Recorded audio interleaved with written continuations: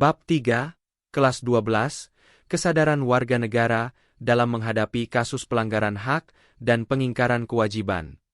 Apa yang akan kamu lakukan jika terjadi pelanggaran hak dan pengingkaran kewajiban warga negara?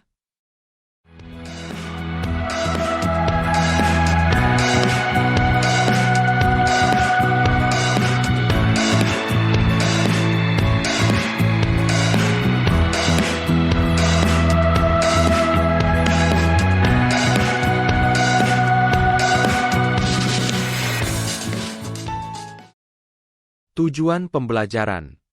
Setelah melalui pembelajaran ini, kamu diharapkan mampu menjelaskan kasus pelanggaran hak dan pengingkaran kewajiban warga negara.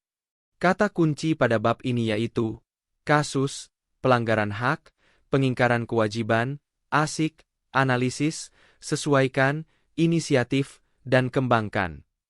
Perhatikan peta konsep berikut ini dengan seksama.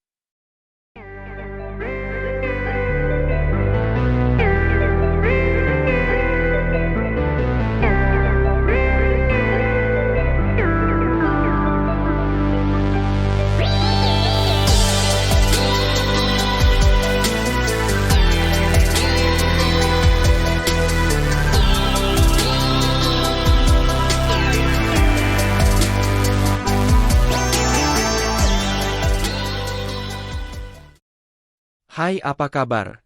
Jumpa kembali dalam pembelajaran pendidikan Pancasila.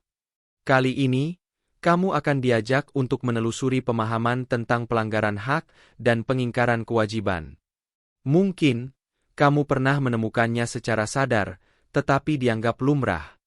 Padahal, hal tersebut dapat menjadi sebuah kasus. Pernahkah kamu mengalami kejadian disalib orang lain saat di antrean? Bagaimana perasaan dan tindakan kamu? Mari, kita renungi kejadian disalib orang dikaitkan dengan keberadaan kita sebagai warga negara. Setiap orang memiliki cara dan jalan hidupnya masing-masing. Pilihan itu merupakan hak. Namun, sering, kita tidak menyadari bahwa apa yang dilakukan telah melanggar hak orang lain, bahkan mengingkari kewajiban kita sendiri. Contohnya ialah peristiwa disalib orang. Untuk mengidentifikasi masalah serupa dengan peristiwa di atas, kamu akan diminta untuk melakukan berbagai aktivitas. Melakukan rangkaian aktivitas tersebut akan menghasilkan sebuah simpulan konsep tentang pelanggaran hak dan pengingkaran kewajiban.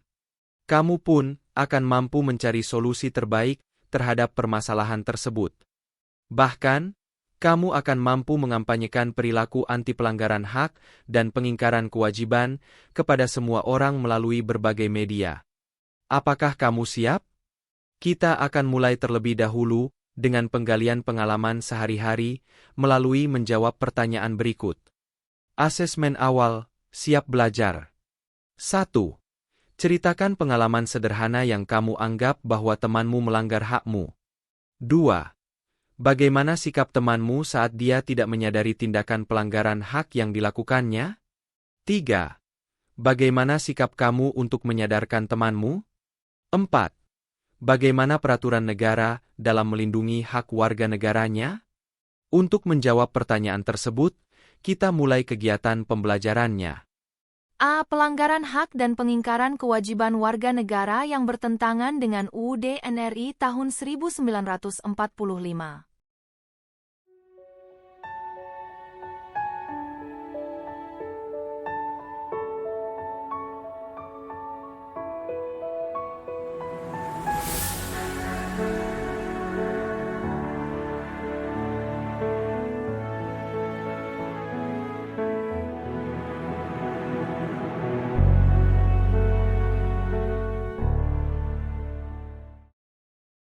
Peristiwa disalib oleh orang lain dalam antrean merupakan salah satu perilaku sewenang-wenang yang dapat terkategori pengingkaran kewajiban. Hak yang dilanggar ialah urutan antre, kenyamanan, dan keamanan. Kewajiban yang diingkari ialah ketertiban, sopan santun, dan mementingkan diri sendiri. Mari, kita identifikasi definisi pelanggaran hak dan pengingkaran kewajiban melalui aktivitas berikut. 1. Definisi pelanggaran hak dan pengingkaran kewajiban warga negara. Kamu pernah mempelajari arti hak asasi manusia, bukan? Beberapa ahli menjelaskan maknanya dengan definisi yang berbeda. Hak asasi manusia yang diatur dalam peraturan perundang-undangan negara merupakan hak warga negara yang memunculkan kewajiban bagi siapa saja untuk memenuhinya.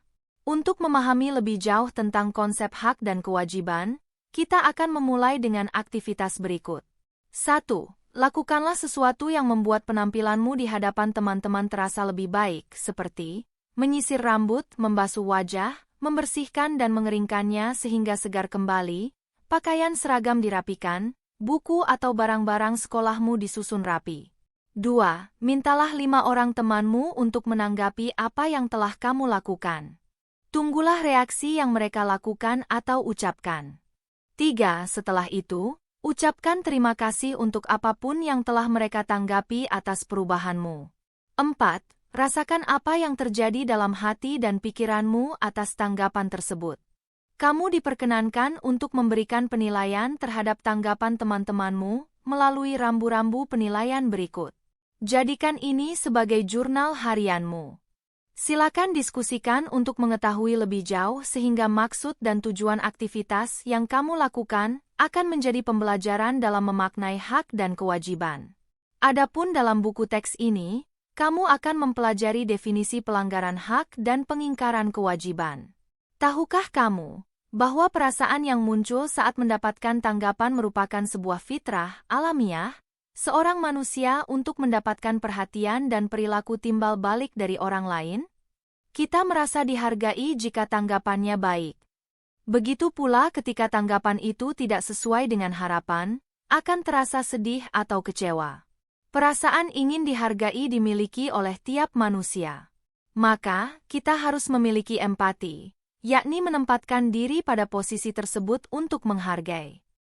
Perasaan ingin dihargai ialah hak. Memupuk empati ialah kewajibannya.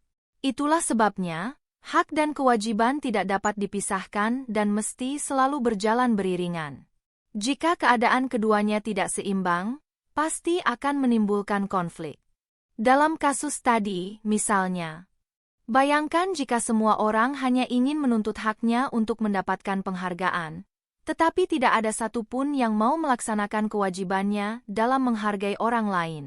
Pasti yang terjadi ialah konflik, bukan?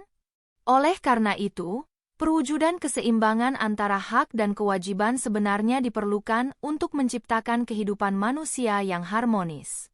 Apalagi di dalam kehidupan bernegara yang meliputi keberadaan banyak orang. Keberadaan hak dan kewajiban tersebut tentunya perlu ditempatkan dalam berbagai peraturan yang dapat dipatuhi oleh setiap orang demi menjamin keberadaan harkat dan martabat kemuliaan diri mereka serta keharmonisan lingkungannya. Lalu, bagaimana kita memaknai hak dan kewajiban warga negara tersebut? Dalam Undang-Undang Nomor 39 Tahun 1999 tentang Hak Asasi Manusia, misalnya, negara menempatkan keberadaan hak dan kewajiban dalam posisi yang setara. Pada undang-undang tersebut, hak sebagai sesuatu yang mendasar, hak asasi, dimaknai sebagai anugerah dari Tuhan Yang Maha Esa yang wajib dihormati, dijunjung tinggi, dan dilindungi oleh negara, hukum, pemerintah, dan setiap orang demi kehormatan serta perlindungan harkat dan martabat manusia.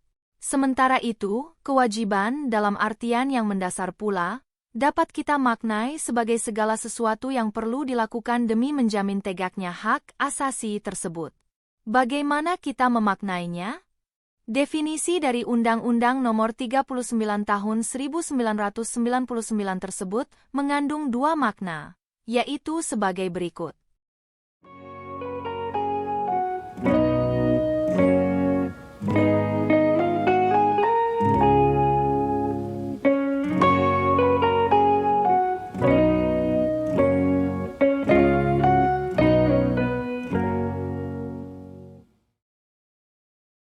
Hak warga negara merupakan hak dasar yang melekat dalam diri setiap anggota masyarakat suatu negara, sejak dia dilahirkan ke dunia, dan disahkan berdasarkan undang-undang sebagai warga negara.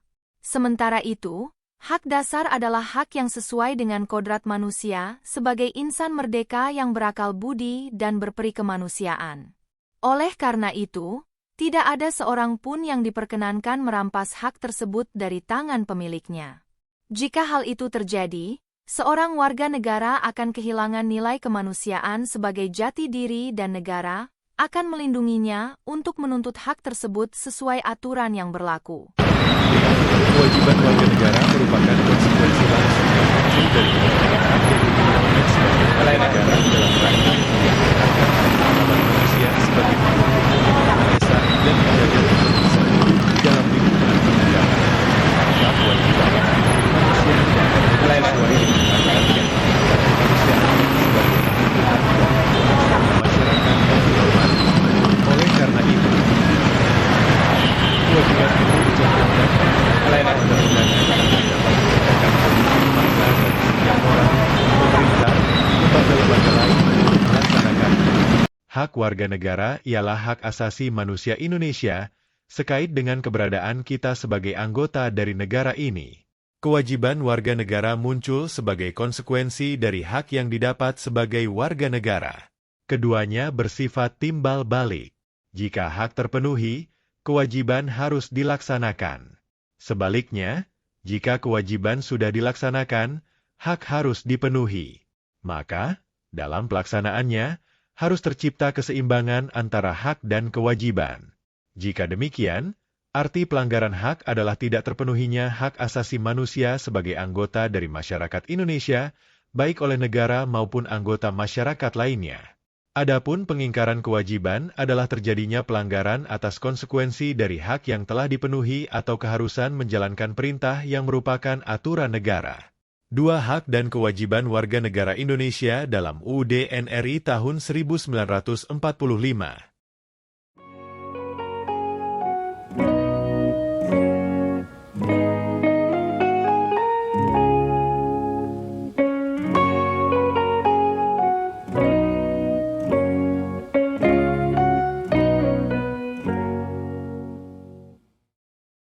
Pada aktivitas kali ini, kamu akan diminta untuk membaca konsep tentang warga negara.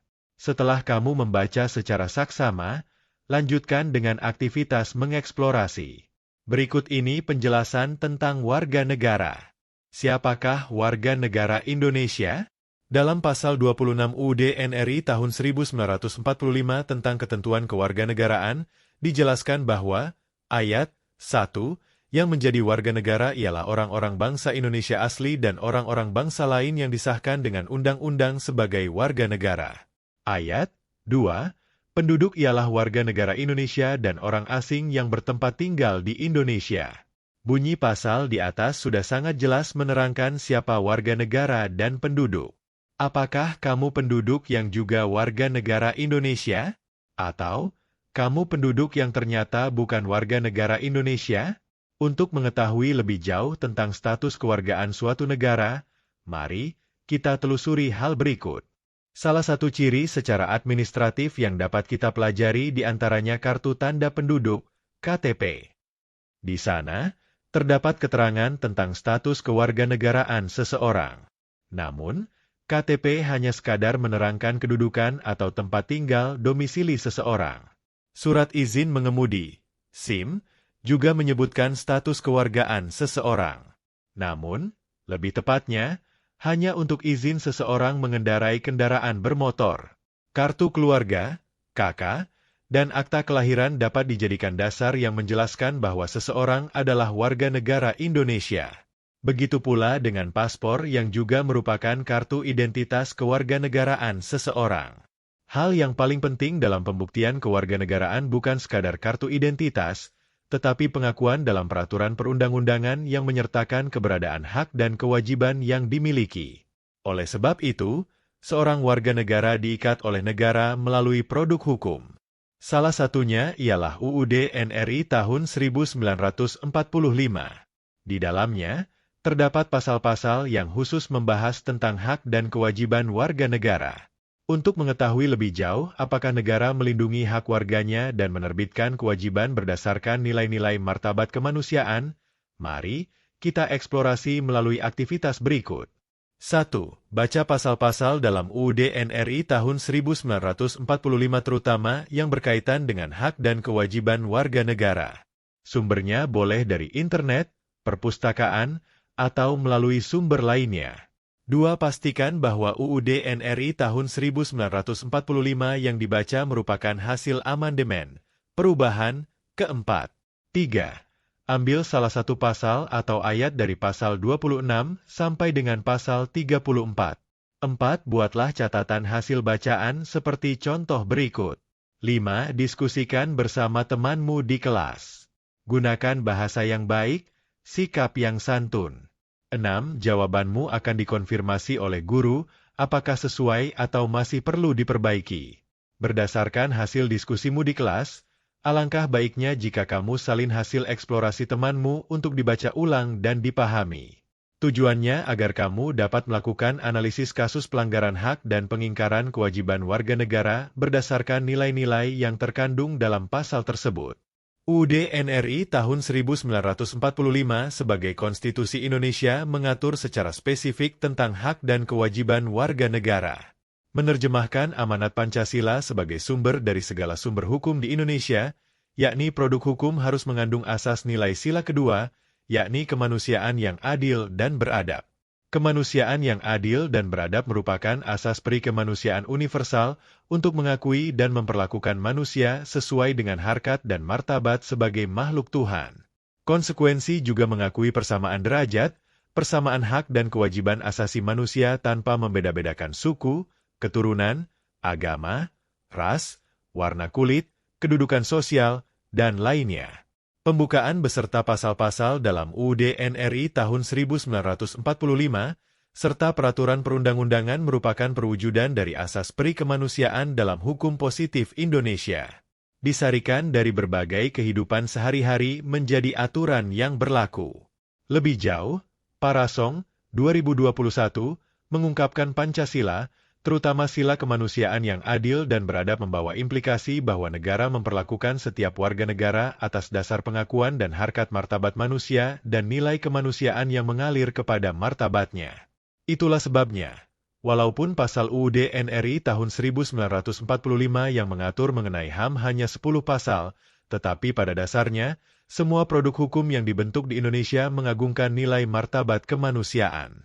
Pancasila sebagai sumber dari segala sumber hukum mendasari peraturan perundangan-undangan yang ada di Indonesia. Sila kemanusiaan yang adil dan beradab memberikan amanat secara khusus kepada peraturan perundang-undangan di Indonesia untuk memperlakukan warga negara Indonesia sesuai dengan harkat dan martabatnya. Sila itu juga mengamanatkan melindungi setiap hak dan kewajiban yang dimiliki warga negara Indonesia. Mari kita lakukan kegiatan berikut ini. Keterampilan mengklarifikasi nilai melalui pengamatan kasus. Wagub DKI sayangkan perusakan fasilitas umum saat aksi tolak UU Cipta Kerja. Jakarta, Kompas.com, Wakil Gubernur DKI Jakarta menyayangkan aksi anarkis dan perusakan terhadap fasilitas umum saat demo penolakan Undang-Undang Cipta Kerja pada Kamis, 8 Oktober 2020. Sejumlah perusakan terjadi pada halte bus, pos polisi, hingga lampu lalu lintas. Yang pertama, kami menyayangkan ada aksi anarkis dari masyarakat Jakarta dan sekitarnya yang telah melakukan perusakan tempat umum, fasilitas umum, kata Ariza dalam rekaman yang diterima Jumat, 9 Oktober 2020. Menurutnya, hingga saat ini terdata 25 halte bus yang rusak dengan kerugian mencapai 65 miliar rupiah. Karena tempat-tempat tersebut adalah fasilitas umum yang digunakan untuk masyarakat umum, seperti halte kurang lebih ada 25 halte. Kerugian yang dihitung sementara 65 miliar rupiah, ucapnya. Sumber, Riana Aryadita Umasugi, Kompas.com, 2020. Berdasarkan kasus tersebut, analisis hal-hal berikut ini berdasarkan nilai dalam UUD NRI tahun 1945. 1. Jelaskan berikut alasannya, apakah kasus perusakan fasilitas umum merupakan pelanggaran hak dan pengingkaran kewajiban warga negara. 2. Apa saja hak dan kewajiban warga negara yang membiayai pembangunan fasilitas umum melalui iuran pajak? 3. Kasus tersebut disayangkan oleh salah satu pemimpin daerah. Apa sebabnya jika dikaitkan dengan cara memperoleh dana pembangunan daerah? Hak negara mana yang terlanggar pelaku? 4. Pasal berapa dalam nilai UUD NRI tahun 1945 yang paling dilanggar dan diingkari? Untuk melengkapi pengetahuanmu tentang hak dan kewajiban warga negara yang diatur dalam perundang-undangan atau peraturan lainnya, kita bahas pengertian dari dasar hukum hak dan kewajiban warga negara. Mari kita simak penjelasan berikut.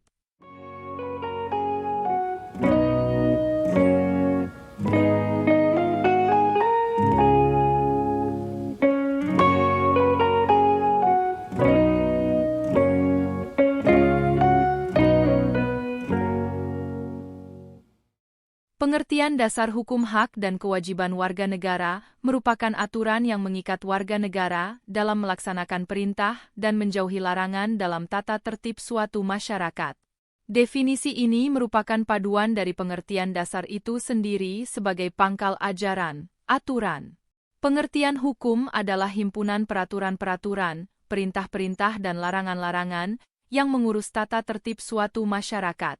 Maka, jelas bahwa warga negara wajib patuh pada perintah dan larangan hukum agar kehidupan lebih tertib dan nyaman. Dasar hukum yang menjadi rujukan warga negara mengenai hak dan kewajiban antara lain. 1. UUD NRI tahun 1945, 2. TEP MPR nomor 17 MPR 1998 tentang HAM, 3. Undang-Undang nomor 39 tahun 1999 tentang HAM. 4. Undang-Undang Nomor 26 Tahun 2000 tentang Pengadilan HAM, 5. Undang-Undang Nomor 23 Tahun 2002 tentang Perlindungan Anak, 6. Undang-Undang Nomor 23 Tahun 2004 tentang Penghapusan Kekerasan dalam Rumah Tangga, KDRT, 7. Undang-Undang Nomor 40 Tahun 2008 tentang Penghapusan Diskriminasi Ras dan Etnis. Adapun peraturan-peraturan hasil ratifikasi, peraturan yang muncul dari kesepakatan internasional yang dijadikan atau diadaptasi menjadi peraturan di Indonesia, yaitu seperti berikut. 1. Undang-Undang Nomor 11 Tahun 2005 tentang ratifikasi Kovenan Internasional tentang Hak-Hak Ekonomi, Sosial, dan Budaya. 2. Undang-Undang Nomor 12 Tahun 2005 tentang ratifikasi Kovenan Internasional tentang Hak-Hak Sipil dan Politik. 3. Undang-Undang Nomor 68 Tahun 1958 tentang ratifikasi Konvensi Internasional tentang Hak Politik Perempuan. 4. Undang-Undang Nomor 7 Tahun 1984 tentang ratifikasi Konvensi Internasional tentang penghapusan segala bentuk diskriminasi terhadap perempuan. 5. Undang-Undang Nomor 5 Tahun 1998 tentang Konvensi Internasional menentang penyiksaan dan perlakuan atau hukuman lain yang kejam, tidak manusiawi dan merendahkan martabat manusia. 6. Undang-Undang Nomor 29 Tahun 1999 tentang Konvensi Internasional tentang Penghapusan Segala Bentuk Diskriminasi Rasial. 7. Keputusan Presiden Nomor 36 Tahun 1990 tentang ratifikasi Konvensi Internasional tentang Hak Anak. 8. Keputusan Presiden Nomor 48 Tahun 1993 tentang ratifikasi Konvensi Internasional tentang Anti-Apartheid dalam olahraga. Kewajiban warga negara terbit bersamaan dengan hak warga negara. Salah satu ialah bela negara yang diatur dalam Pasal 9 Ayat 1, Undang-Undang Nomor 3 Tahun 2002 tentang Pertahanan Negara, menyebutkan, setiap warga negara berhak dan wajib ikut serta dalam upaya bela negara yang diwujudkan dalam penyelenggaraan pertahanan negara. Selain itu, segala hak yang didapat meminta kewajiban yang harus dipenuhi. Membela negara merupakan hak warga negara sebab kita yang mendiami negara berharap hidup dengan aman dan nyaman. Jika ada yang melanggar, kita berhak untuk membela keamanan dan kenyamanan kita. Adapun wujud kewajiban membela negara ialah siap sedia ketika negara dalam keadaan genting membutuhkan tenaga, pikiran, bahkan angkat senjata. Pasal 27 Ayat 3 dan Pasal 30 UUD NRI tahun 1945 mengisyaratkan perilaku demikian. Hal tersebut mengindikasikan bahwa dalam pelaksanaannya, Harus terjadi keseimbangan antara hak dan kewajiban. Setiap ada hak yang dituntut, akan menerbitkan kewajiban yang harus dipenuhi. B. Menginisiasi proyek kampanye anti pelanggaran hak dan pengingkaran kewajiban warga negara.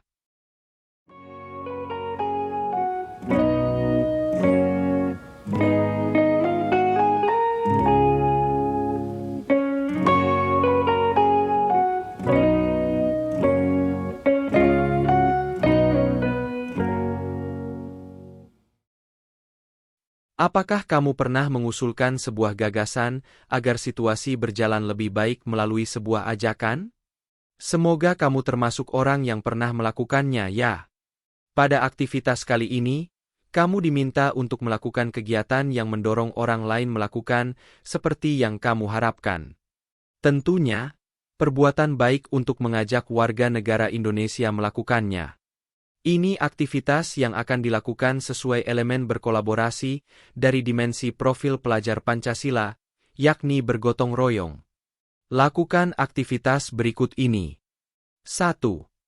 Carilah pengumuman, baik di sekolah, lingkungan sekitar, maupun masyarakat luas, yang mengajak untuk berbuat sesuatu bagi bangsa. 2. Simaklah ajakan tersebut dan pahami dengan menganalisis informasi apa yang ada di dalamnya. 3. Jelaskan gagasan apa yang mengundang emosi, kamu merasa prihatin, atau bergerak untuk melakukannya. 4. Buatlah cara kampanye sederhana dengan menggunakan berbagai simbol dan media secara efektif, serta strategi komunikasi untuk menyelesaikan masalah pelanggaran hak guna mencapai berbagai tujuan bersama. 5. Kamu dapat menyajikan sesuai kegemaran profilnya masing-masing seperti berikut. A. Proyek produksi, poster, video, podcast, jingle, infografik, buletin laporan tertulis, esai, foto, surat-surat, buku panduan, brosur, program radio, atau jadwal perjalanan. B. Proyek kinerja, pementasan, presentasi lisan, pertunjukan teater. C. Proyek organisasi, pembentukan kelompok diskusi, atau program mitra percakapan. 6. Sajikan sesuai dengan minat kamu dalam membuat produk sederhana tersebut, secara berkelompok dan gotong royong. Hal yang perlu kamu perhatikan dalam melakukan aktivitas ini, ialah amati dirimu, perubahan apa yang terjadi saat kamu membuat alat kampanye tersebut. Diskusikan apa yang dirasakan dan buatlah sebuah simpulan tentang bagaimana memperbaiki atau bahkan mencegah pelanggaran hak dan pengingkaran kewajiban warga negara. Untuk mengetahui lebih jauh alasan aktivitas yang kamu lakukan, mari kita telusuri sebuah nilai tentang penghargaan terhadap jerih payah seseorang atau masyarakat berikut.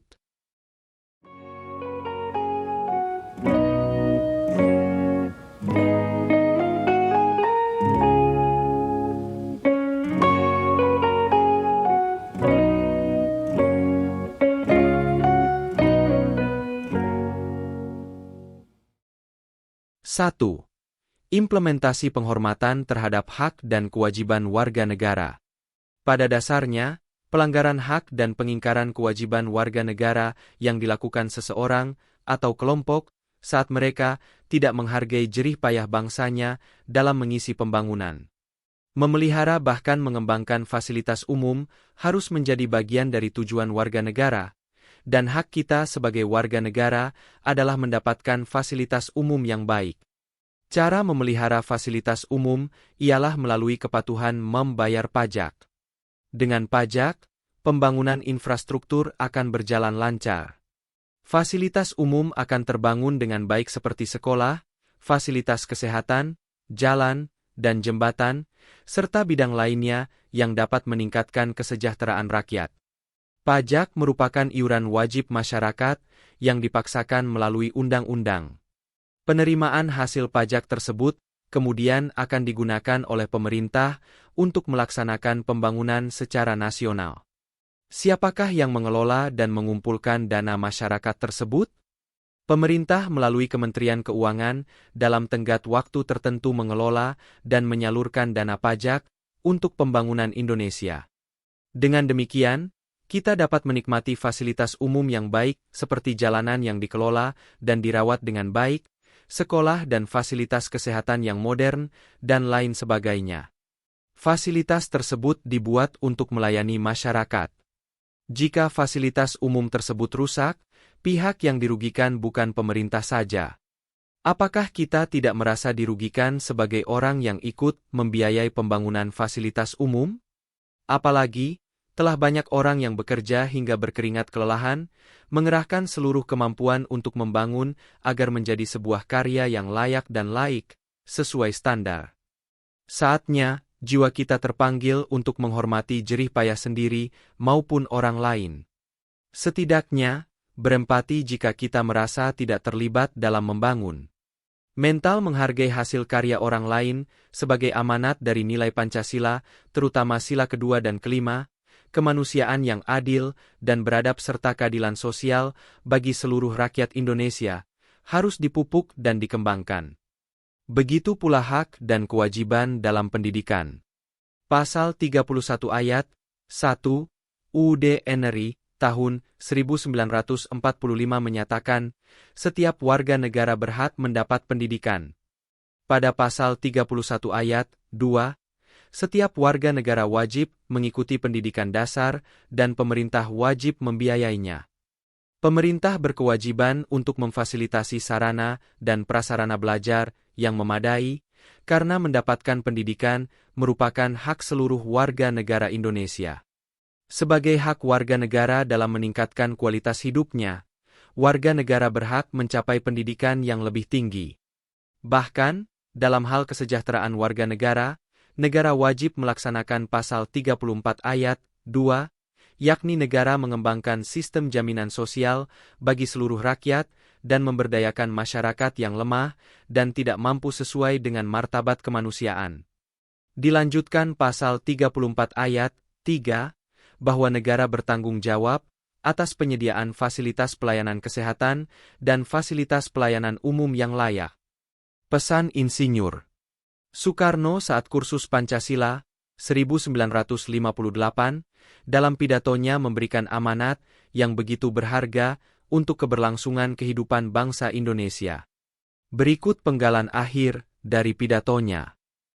Jangan mengira bahwa dengan berdirinya negara Indonesia merdeka itu, perjuangan kita telah berakhir. Tidak. Bahkan, saya berkata, di dalam Indonesia merdeka itu, perjuangan kita harus berjalan terus, hanya lain sifatnya dengan perjuangan sekarang, lain coraknya. Nanti, kita bersama-sama, sebagai bangsa yang bersatu padu, berjuang terus menyelenggarakan apa yang kita cita-citakan di dalam Pancasila. Jikalau bangsa Indonesia tidak bersatu dan tidak mentekad mati-matian untuk mencapai merdeka, tidaklah kemerdekaan itu akan menjadi milik bangsa Indonesia buat selama-lamanya sampai akhir zaman. Kemerdekaan hanyalah diperdapat dan dimiliki oleh bangsa yang jiwanya berkobar-kobar dengan tekad merdeka, merdeka atau mati.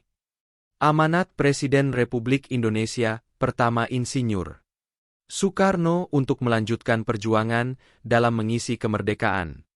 Hal ini mengisyaratkan kepada kita sebagai penerus bangsa untuk terus berjuang mengimplementasikan nilai-nilai Pancasila sesuai dengan zaman. Saling bahu-membahulah bagi Indonesia lebih baik. Aktivitas gotong royong yang kamu lakukan merupakan salah satu cara bagaimana kamu dapat menghargai hasil karya sendiri dan teman. Itulah dasar dari empati, agar menghormati hak dan kewajiban. 2. Nilai kemanusiaan yang adil dan beradab untuk mendukung pembangunan.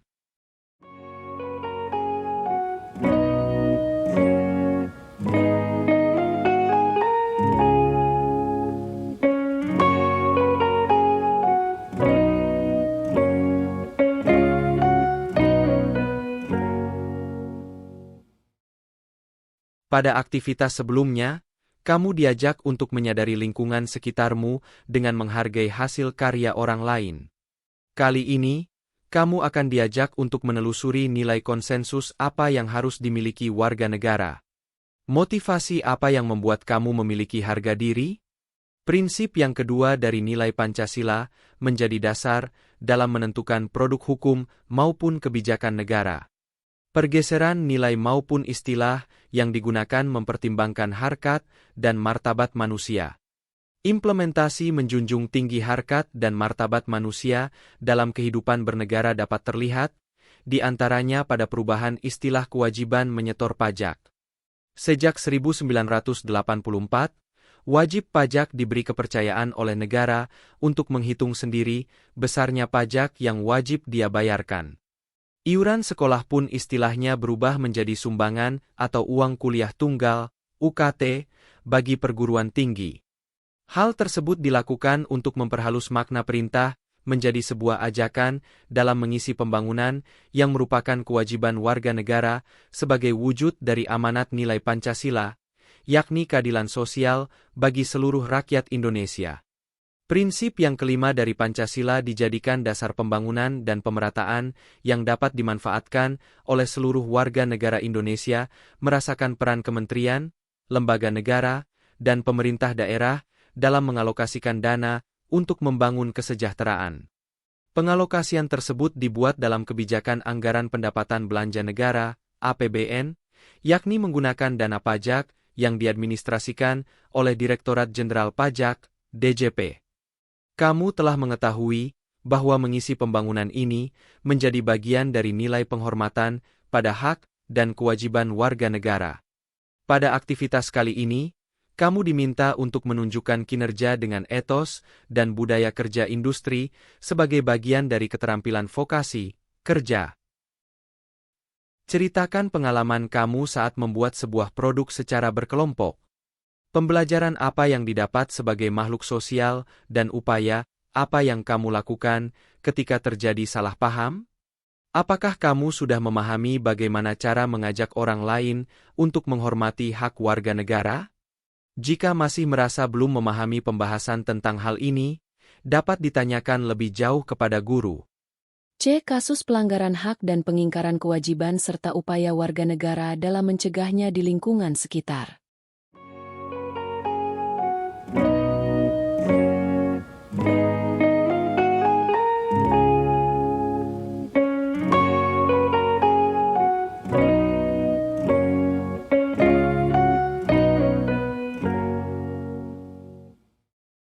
Kamu telah sampai pada pembahasan tentang bagaimana mencegah pelanggaran hak dan pengingkaran kewajiban di Indonesia, lebih khusus saat menjalaninya di lingkungan sekitar.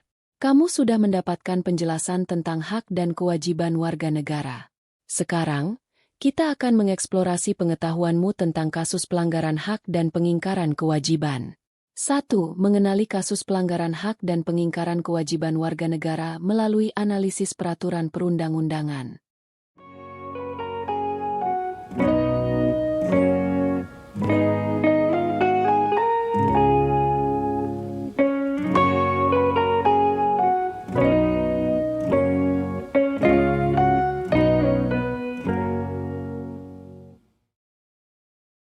Bagaimana cara kamu mengetahui bahwa kamu pernah melanggar hak atau mengingkari kewajiban sebagai warga negara?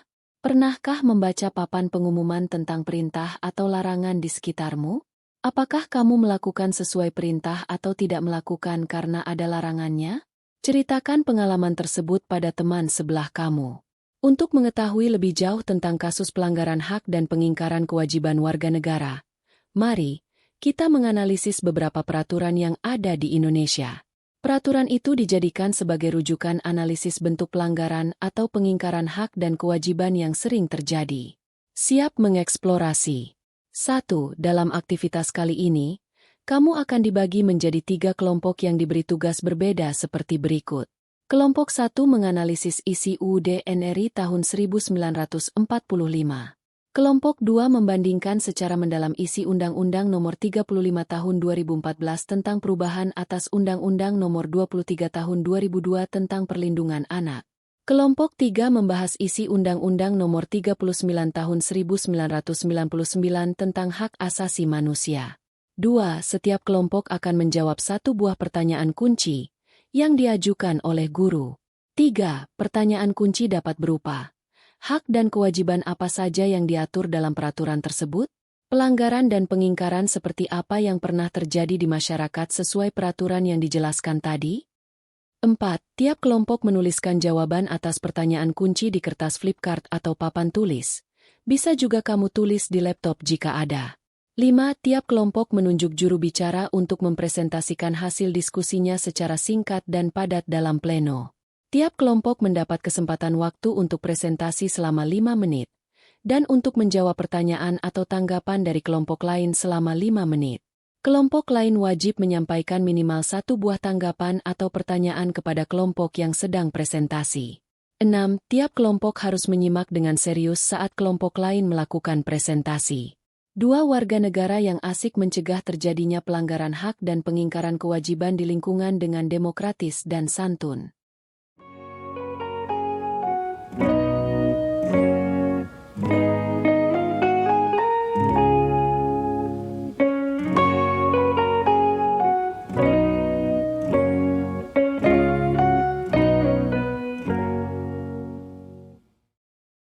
Pada pembelajaran kita kali ini, kamu akan menelusuri dan mengidentifikasi diri.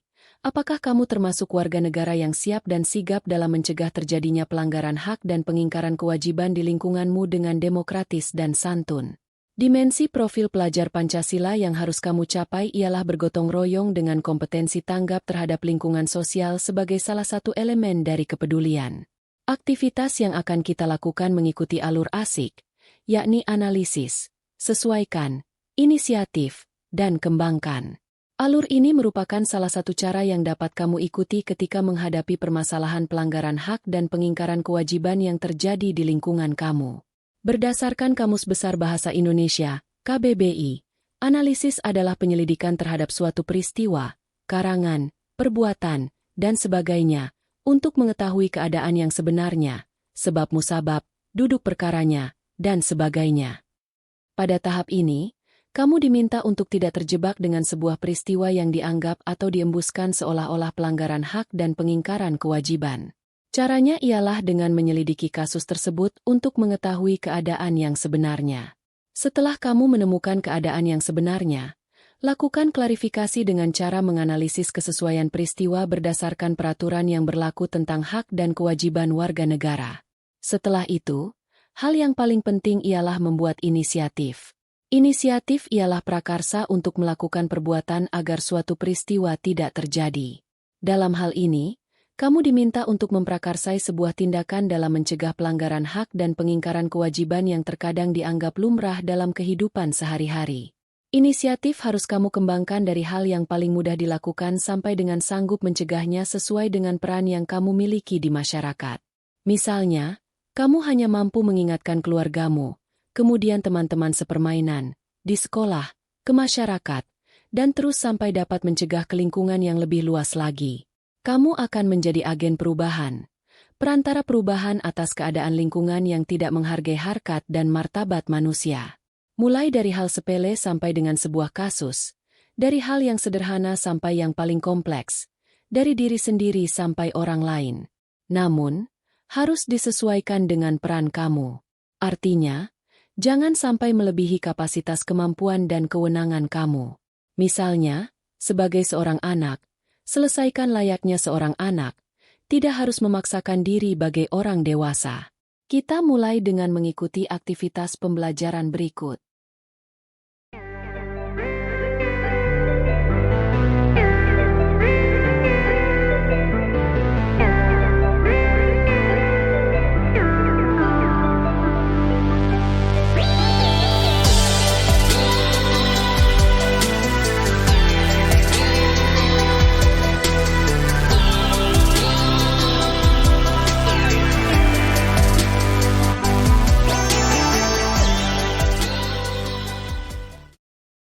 Untuk memberikan pemahaman tentang kasus yang kamu analisis, berikut uraian tentang tema-tema tadi. Cyberbullying, perundungan dengan menggunakan teknologi digital, merupakan sebuah perilaku agresif yang dilakukan suatu kelompok atau individu menggunakan media elektronik secara berulang-ulang dari waktu ke waktu. Perilaku cyberbullying dapat terjadi di media sosial, platform chatting, platform bermain game, dan ponsel.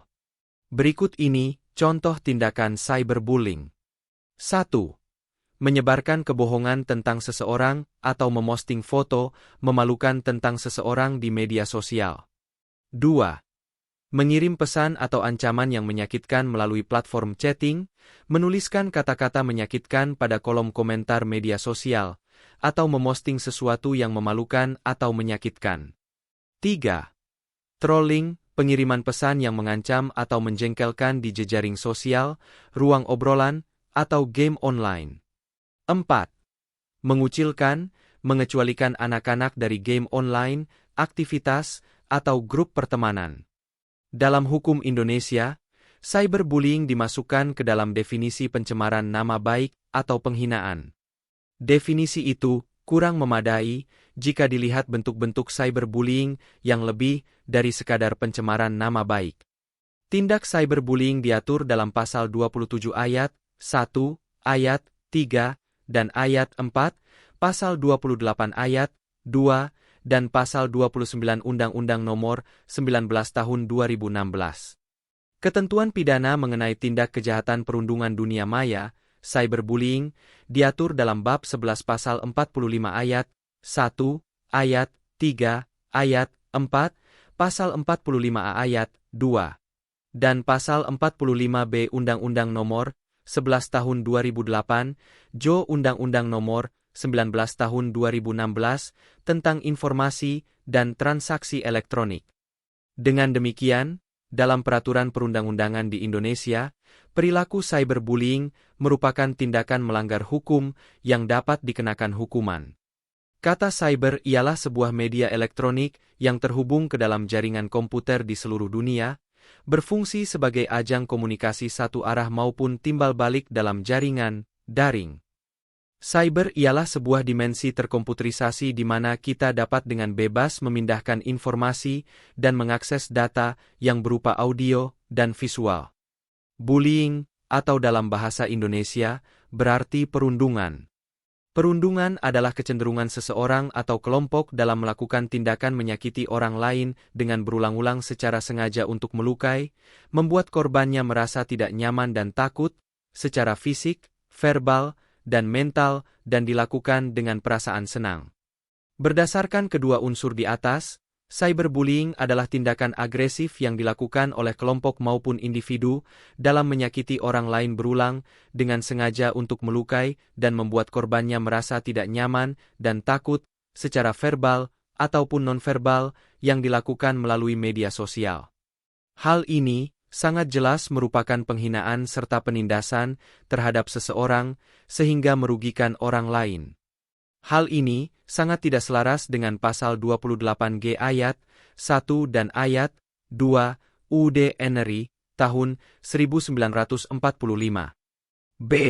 Diskriminasi. Di negara dengan etnis, agama, ras, dan kebangsaan yang begitu beragam, dapat terjadi diskriminasi. Hal ini disebabkan stereotip, pemahaman tertentu terhadap kelompok yang sulit diubah, dan prasangka buruk terhadap perbedaan tersebut.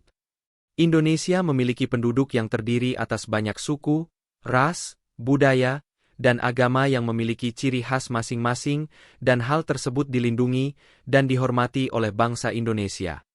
Oleh sebab itu, keberagaman di Indonesia dilindungi dan dihormati. UUD NRI tahun 1945 pasal 28I ayat 3, bahwa setiap orang bebas dari perlakuan yang bersifat diskriminatif atas dasar apapun dan berhak mendapatkan perlindungan terhadap perlakuan yang bersifat diskriminatif itu.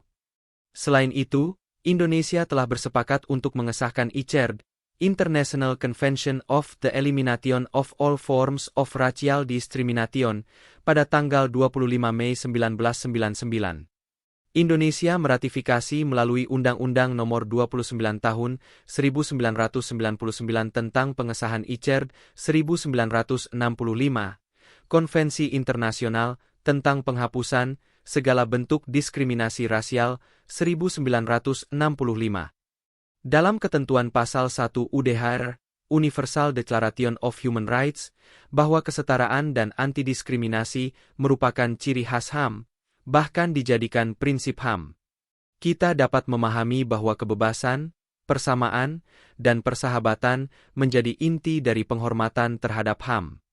Setiap orang memiliki keleluasaan, merasa sama, dan berhak memiliki teman sehingga dapat bermasyarakat.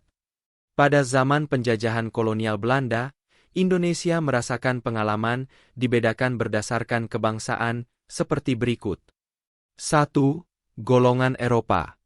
Bangsa yang tergolong golongan Eropa terdiri atas semua warga negara Belanda, Eropa, Jepang, orang-orang dari negara lain yang memiliki hukum kekeluargaan persis dengan hukum Belanda, beserta keturunan-keturunannya. Hal ini diatur dalam ketentuan pasal 163 ayat 2 Indische Staatsregeling, IS. 2. Golongan pribumi. Pribumi, istilah ini dikenal sebagai orang asli. Dalam penggolongan bangsa saat kolonial Belanda, yang termasuk pribumi terdiri atas orang-orang Indonesia asli dan orang-orang yang masuk golongan lain, tetapi menyatakan diri untuk masuk menjadi orang Indonesia asli. Hal ini diatur berdasarkan ketentuan pasal 163 ayat 3 Indische Staatsregeling, IS. Penduduk yang masuk golongan timur asing ialah mereka yang tak masuk penduduk golongan Eropa ataupun penduduk Indonesia asli, yaitu golongan timur asing Tionghoa, Cina, dan timur asing bukan Tionghoa. Hal ini diatur dengan ketentuan pasal 163 ayat 4 Indische Staatsregeling, IS.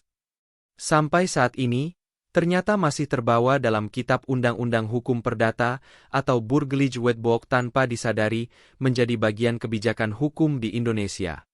Oleh sebab itu, perlu adanya komitmen tentang penegakan hak yang sama dalam status dan kedudukan warga negara, sehingga perlu dibuat regulasi oleh legislatif dan eksekutif untuk menangani permasalahan ini. Setidaknya, regulasi itu dapat ditemukan pada pasal 28 I ayat 2 dan pasal 28 I ayat 4 UUD NRI tahun 1945, pasal 1 ayat 3 Undang-Undang Nomor 39 tahun 1999 tentang Hak Asasi Manusia, hingga dibahas secara khusus dengan Undang-Undang Nomor 40 tahun 2008 tentang penghapusan diskriminasi ras dan etnis. C. Intoleransi dalam hidup beragama. Hak asasi manusia adalah seperangkat hak yang melekat pada hakikat dan keberadaan manusia sebagai makhluk Tuhan yang Maha Esa dan merupakan anugerahnya yang wajib dihormati, dijunjung tinggi, dan dilindungi oleh negara, hukum, pemerintah, dan setiap orang demi kehormatan serta perlindungan harkat dan martabat manusia. Bangsa Indonesia mengakui bahwa hak untuk beragama merupakan hak asasi manusia yang harus dilindungi dan dihormati. Sebagaimana tertulis dalam UUD NRI tahun 1945 pasal 28 I ayat 1, dan ditegaskan kembali pada pasal 29 yang berbunyi negara menjamin kemerdekaan tiap-tiap penduduk untuk memeluk agamanya masing-masing dan untuk beribadat menurut agamanya dan kepercayaannya itu. Berdasarkan UUD NRI tahun 1945, kebebasan memeluk agama dan beribadat menurut agama masing-masing merupakan hak yang dimiliki oleh seorang. Mengapa terjadi intoleransi? Pada umumnya, konflik-konflik beragama timbul karena adanya perselisihan antara umat beragama yang mengedepankan ego masing-masing, sehingga terjadi gesekan yang lama-kelamaan membesar dan terjadilah pertikaian. Padahal, ancaman dan kekerasan terhadap umat beragama lain merupakan tindakan biadab yang bertentangan dengan nilai kebinekaan, Pancasila, konstitusi, dan kemanusiaan universal. Konflik agama dapat berdampak pada aspek lain, karena masyarakat dalam melaksanakan kegiatan akan terkotak-kotak dalam kelompok besar sesuai dengan agama yang dianut. Oleh karena itu, proses terjadinya konflik antaragama perlu diteliti secara cermat dan dipahami sehingga dapat dicegah. Praktik intoleransi dan konflik antaragama merupakan bentuk pelanggaran serius terhadap Pancasila dan konstitusi. Indonesia telah menyatakan diri secara tegas sebagai negara yang berdasarkan pada ketuhanan yang Maha Esa. Termaktub dalam ketentuan pasal 29 ayat 1, negara berdasar atas ketuhanan yang Maha Esa. Sudah dipastikan kehidupan bernegara pun dilandasi dengan nilai kebebasan untuk beragama dan jaminan kemerdekaan bagi para pemeluk-pemeluknya. Oleh sebab itu, pengejauhan tahannya terdapat dalam pasal 29 ayat 2 UUD NRI tahun 1945. Tujuannya untuk menjamin pengakuan serta penghormatan atas hak dan kebebasan orang lain dan untuk memenuhi tuntutan yang adil sesuai dengan pertimbangan moral, nilai-nilai agama, keamanan, dan ketertiban umum dalam suatu masyarakat demokratis. D. Persekusi. Persekusi merupakan salah satu jenis kejahatan kemanusiaan sebagaimana dijelaskan dalam Statuta Roma, Pasal 7 ayat 1, dan Pasal 7 ayat 2 huruf G. Statuta itu menyatakan bahwa persecution berarti perampasan secara sengaja dan kejam terhadap hak-hak dasar yang bertentangan dengan hukum internasional dengan alasan politik, ras, nasional, etnis, budaya, agama, gender. Persekusi dapat diidentifikasi melalui tindakan apabila seseorang atau sejumlah warga yang disakiti, dipersulit, atau ditumpas dengan sengaja, diburu secara sewenang-wenang. Kamus Besar Bahasa Indonesia, KBBI, menjelaskan, apabila kata persekusi dijadikan sebagai kata kerja, yaitu memersekusi, memiliki arti menyiksa atau menganiaya sehingga ada unsur penyiksaan. Persekusi diperjelas definisinya oleh Hillman, 2021, sebagai berikut. Apabila seseorang melakukan tindakan tanpa dasar undang-undang, sehingga mengancam seseorang dalam berdemokrasi dan mengekspresikan suatu pendapat, terkategori persekusi. Hal ini selain mengancam individu, juga dapat meresahkan publik karena telah terjadi penentangan terhadap undang-undang. Memaksakan ide dan pendapat pada orang lain disebabkan adanya kefanatikan ide terhadap kepercayaan dari pandangan diri seseorang atau kelompok, mengindikasikan persekusi. Apalagi jika hal tersebut dilakukan dengan kekerasan. Konflik yang terjadi di masyarakat salah satu penyebabnya ialah persekusi. Oleh sebab itu, patuhi aturan hukum untuk menjaga ketertiban dan keteraturan. Siap berefleksi. Ceritakan pengalaman kamu saat menjadi perantara perubahan. Apakah kamu sudah memahami bagaimana cara tidak melakukan pelanggaran hak dan pengingkaran kewajiban warga negara? Jika masih merasa belum memahami pembahasan tentang hal ini, dapat ditanyakan lebih jauh kepada guru.